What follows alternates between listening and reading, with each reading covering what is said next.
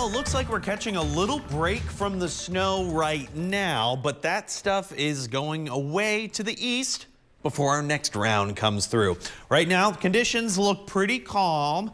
The roads, still pretty messy, but temperatures, yikes. It hasn't warmed up at all today, and well, it really wasn't expecting to, in all fairness. 15 degrees feels like 2.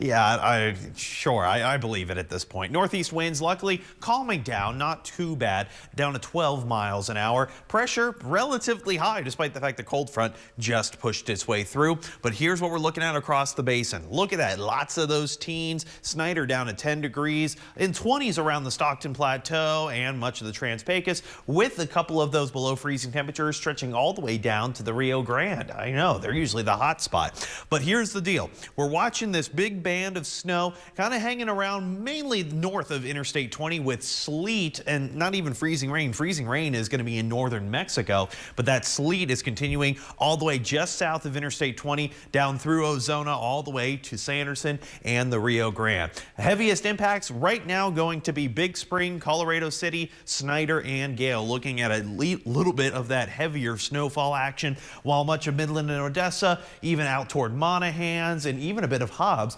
are in the clear for now. Okay, well, it's because we're still looking at these impacts extending all the way into Tuesday. Not necessarily the snow and ice accumulation, that's going to be gone by tomorrow afternoon, but those below freezing temperatures, yikes. Negative wind chills, double yikes. So protect the people, pets, pipes, and plants. Keep up with us for the latest forecast. We are going to continue to give you consistent and constant coverage all day long, even into the weekend and early next week. All right, we got that winter storm warning. That is in effect all the way until noon tomorrow, because that's around the time we're going to stop seeing a whole lot of that accumulation of the snow and the ice. Okay, that's good.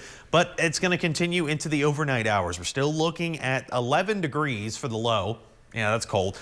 Mixed precipitation. So depending if you're along or north of Interstate 20, you're getting snow. If you're going to be farther south, you're going to be getting a bit more of that mixed precipitation. Single digit wind chill values in the morning. Snyder being one of our colder spots down into those negatives. Brr. So here's what I recommend. Don't drive unless you absolutely have to. We're still going to have a bit of that snow falling by the early part of the morning, all the way really until about noon. That's when it stops. But even when it stops, we're still going to be below freezing. High temperatures only in those 20s. So yeah, still don't recommend driving. Here's that outlook kind of right now. Most of the stuff has moved farther and farther out to the east. It starts to give us a nice little break around 10 o'clock. Pecos, or you're going to get that nice band of snowfall, and it's going to hit us right around 11 p.m. to midnight, and that's when we're going to get a lot of that overnight snow, lasting a little bit into the early part of the morning, and then we start to see it clear out by around 1 p.m. Most of that snow, rain, mixed precipitation impacts completely gone by then, and we might even be able to see a sunset by Sunday evening. I think that sounds pretty good. Future snowfall, this is on top of what we've already gotten. We could easily see just under 2 inches for Midland and Odessa. So we're going to continue to watch everything because those temperatures stay very, very cold. But by the middle of the week, I think we're looking pretty good. Stay tuned. We'll be right back after this.